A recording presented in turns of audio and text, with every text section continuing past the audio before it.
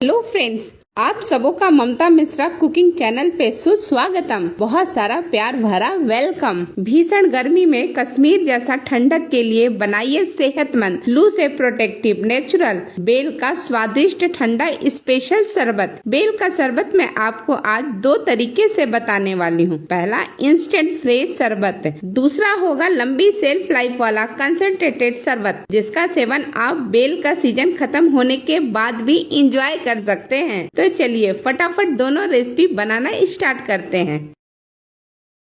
Bell की शरबत बनाने के लिए इस तरह से हमने बेल लिया है। आप मार्केट से ले सकते हैं, ये मेरे घर के ही बागान का है, तो एकदम फ्रेश है, बढ़िया है। इसे हमने तोड़ लिया है। इसे तोड़ने के लिए सिलबट्टे का बट्टा का उपयोग कीजिए, 2-3 बार मारेंगे ये टूट जाएगा। और फिर इसके अंदर का जो हमारा ये फाइबर और पल्प है वो सारा हम निकाल लेंगे। अब इसके जो ऊपर में है कवर, उसके अंदर से कैसे निकालें, तो इसको निकालने के लिए आप चम्मच का प्रयोग कीजिएगा। ये मैं ऊपर का जो निकल चुका है बीच का हिस्सा वो निकाल ले रही हूँ और एक बड़े से टोप में या फिर बाउल में इकट्ठा करती जा रही हूँ। और इस तरह से चम्मच के हेल्प से आप अच्छी तरह से निकाल लीजिएगा, जैसे मैं आपको दिखा रही हूँ। बिल्कुल वैसे ही आप चम्मच को दबा दबा कर निकाल लीजिए। ये देखिए एक का मैंने निकाल लिया है, बिल्कुल साफ हो चुका है। ऐसे ही मैंने बाकी सबको निकाल लिया है। और फिर इसमें मैं 2 गिलास के करीब पानी डाल रही हूँ। 1 गिलास डाल दिया, 1 गिलास और डालूंगी थोड़ी देर में। और इस तरह से हाथों से मसल कर निकाल लीजिए। आप मिक्सी के जार में पीसिएगा मत, नहीं तो सीड्स पिस जाते हैं, फिर ये कड़वा लगता है। नहीं तो इस तरह से पोटैटो मैशर है उसका उपयोग कर लीजिए। उससे अच्छी तरह से दबा दबा करके आप सारे पल्प को, सारे फाइबर को हटा दीजिए एक साइड में और पल्प को एक जगह इकट्ठा कर लीजिए। ये देखिए ये अच्छी तरह से पिस चुका है और अब मैं इसे छान लेती हूँ। तो वैसे ही आप एक बाउल ले लीजिए, बाउल के ऊपर एक छन्नी रख लीजिए और फिर उसके ऊपर आप सारे पल्प को डाल दीजिए और पलटे के हेल्प से इसे अच्छी तरह से घुमा घुमा करके सारे पल्प निकाल लीजिए। और जो फाइबर्स वगैरह या सीड्स बच जाए उसे आप एक जगह इकट्ठा कर लीजिएगा, अभी मत फेंकिएगा। अभी उसमें बहुत सारे पल्प बाकी हैं, तो वो मैं थोड़ी देर में निकालूंगी। इस तरह से मैंने पूरे पल्प को निकाल लिया है। और जो बच गया है ना, जो हिस्सा मैंने इकट्ठा करती जा रही थी, उसमें आप वापस से पानी डालिए, आधा कप या 1 कप के करीब। वैसे ही जैसे मैंने पहली बार किया था हाथों से, या फिर इस तरह से पोटैटो मैशर से अच्छी तरह से मसल करके इसका भी आप पूरा पल्प निकाल लीजिएगा। देखिए इस तरह से इसे भी छान लीजिए जैसे पहले मैंने छाना था।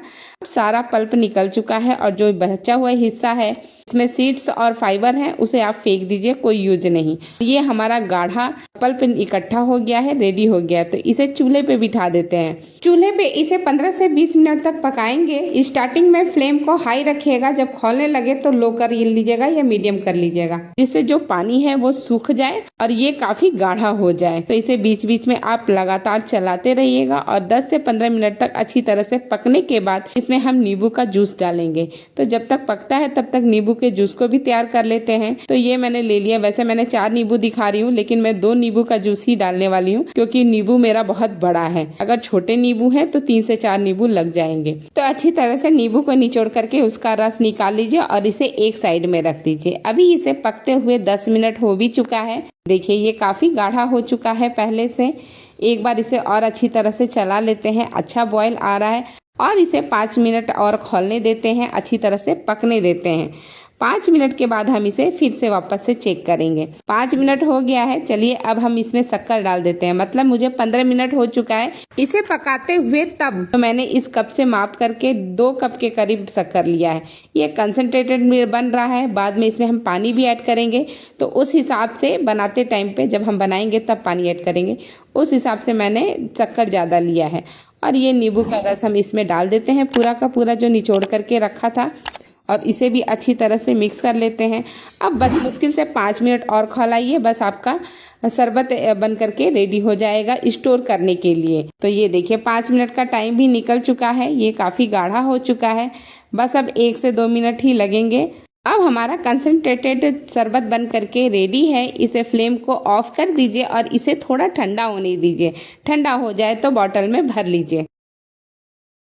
ये लीजिए, ठंडा होने के बाद कंसंट्रेटेड शरबत मैंने बोतल में भर लिया है। अब चलिए शरबत बना करके दिखाती हूँ। इसके लिए 2 मैंने गिलास लिया है, उसके अंदर मैं थोड़े से बर्फ के टुकड़े डाल देती हूँ, जिससे कि एकदम ठंडा ठंडा बढ़िया टेस्ट आएगा। और ये थोड़ी पुदीना के लीव्स को अच्छी तरह से क्रश करके हाथों में ही मैंने डाल दिया है। और अब इसमें 3 से 4 चम्मच मैं डाल देती हूँ कंसंट्रेटेड शरबत, जो बोतल में भर के रखा है ना वो, और साथ ही ऐड कर देती हूँ एकदम ठंडा ठंडा पानी। अब एक छोटा सा टुकड़ा पुदीने का इसके ऊपर लगा देती हूँ, जो इसके लुक को कंप्लीट करता है। बस हमारा शरबत बन करके रेडी हो गया है। इसे आप अपने मेहमानों के आने पे फटाफट बनाइए और फटाफट सर्व कीजिए। कुछ भी करने की जरूरत ही नहीं है, मिनटों में बन जाएगा। और इतना टेस्टी, इतना हेल्दी और इतना बढ़िया है पेट के लिए भी और गर्मियों के लिए भी कि इससे बेहतर कोई शरबत हो ही नहीं सकता। इस कंसंट्रेटेड शरबत को आप बोतल में भर करके 3 से 4 महीने तक फ्रिज में रख करके एंजॉय कर सकते हैं। नहीं तो इसमें 2 से 3 चम्मच विनेगर डाल दीजिए बोतल के शरबत में और 6 मंथ तक एंजॉय कीजिए।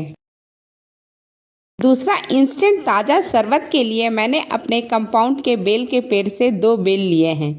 ऊपर से गिरने के कारण इसका ऊपर का कवर थोड़ा सा टूट गया था, पर अंदर से ये बिल्कुल अच्छा है और टेस्टी भी है। ठीक उसी तरह इसके पल्प और फाइबर को हम निकाल लेंगे, जैसे कि हमने पहले वाले को निकाल करके रेडी किया था। और अब इसके पल्प को वैसे ही हम चम्मच से अच्छी तरह से छुड़ा लेंगे और एक जगह इकट्ठा करते जाएंगे। और जब पल्प और फाइबर इकट्ठा हो जाएगा तब 2 गिलास पानी डाल करके अच्छी तरह से इसको मसल लेंगे और फिर इसे छान लेंगे।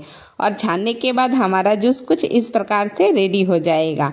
अब हम इसमें कुछ सामान मिलाने वाले हैं। तो सबसे पहले इसमें हम पिसी हुई शक्कर 1 कप डाल देते हैं। 1 कप से ज्यादा शक्कर नहीं लगेगा। पिसी हुई इसलिए डाल रही हूँ कि इसे हमें चूल्हे पे बिठा के खौलाना नहीं है, ना शक्कर पिघलेगा जल्दी, तो फटाफट पिघल जाए इसलिए पिसी हुई शक्कर डाले हैं। और ये 2 नींबू के जूस को हम अच्छी तरह से निचोड़ करके डाल देते हैं। इस तरह छन्नी से छानने से क्या होता है, सीड्स ऊपर रह जाते हैं और सारा जूस अंदर चला जाता है। और ये देखिए अच्छी तरह से अब मिक्स कर लेते हैं शक्कर को भी और नींबू के रस को भी। अब ये शरबत बन करके बिल्कुल रेडी है, लेकिन ये और भी ज्यादा टेस्टी लगे इसके लिए भुना जीरा पाउडर आधा चम्मच मैंने डाल दिया है और साथ ही डाल दूंगी 1/4 चम्मच ही नमक को, काले नमक को डाल रही हूँ। और इन दोनों को भी अच्छी तरह से मिला लेती हूँ। ये सिर्फ टेस्ट के लिए है, ये आपके ऊपर है आपको डालना है कि नहीं डालना है। शरबत बिल्कुल रेडी है। इसे 2 घंटे के लिए फ्रिज में रखिए और इसके बाद सर्व करिए।